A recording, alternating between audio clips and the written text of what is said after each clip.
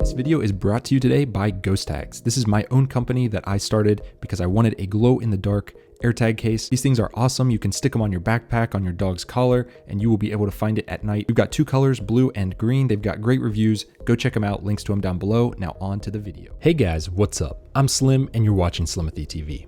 In this video, we're going to do a quick little review of iOS 17 Beta 3, and we're going to talk about if you should update or not, as well as performance and battery life. So let's get right into this.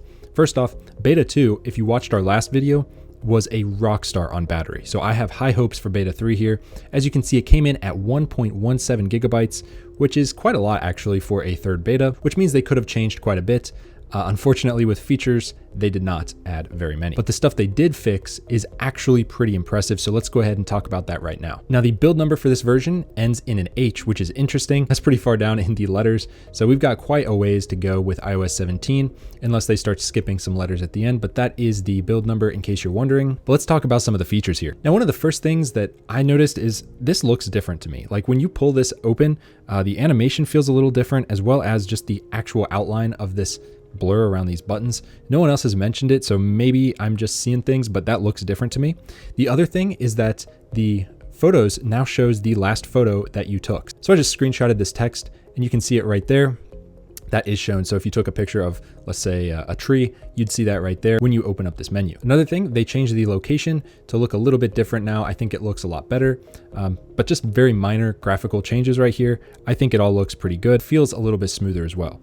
The next thing, they actually fixed a lot of the keyboard bugs that we were having with the previous betas, where the keyboard would either not show up or this text field wouldn't show up. They fixed a lot of that. However, in Telegram, it's still pretty bad, so I think Telegram needs to update their app to somehow fix this as well, because many of the other apps have already been fixed. iMessage still definitely has keyboard glitches, but they're much less prevalent. We'll talk about the bugs here in a second, but let's move on to the next feature. Now, the next feature is actually in the weather application. As you guys know, the weather app got a huge redesign last year and it looks a lot better. However, if you scroll down now to the air quality, you can see this looks a little bit different. They've kind of reorganized this section a little, and if you click on it, there we go, finally it loaded. That took forever. Anyways, the change is actually right here. They changed around how this looks. You can see that it's all integrated into one now. Again, I don't know why this is in dark mode when my phone is in light mode. That's just a glitch I'm gonna have to report, but they have changed the way that this looks. That's pretty much all there is to it. Nothing crazy there. There is something new with the map. Go to any location, hit this button right here, go to wind. You now have a wind overlay. Now, unfortunately, yesterday this was not working. It still looks like it's not. Pretty much it shows the same color everywhere.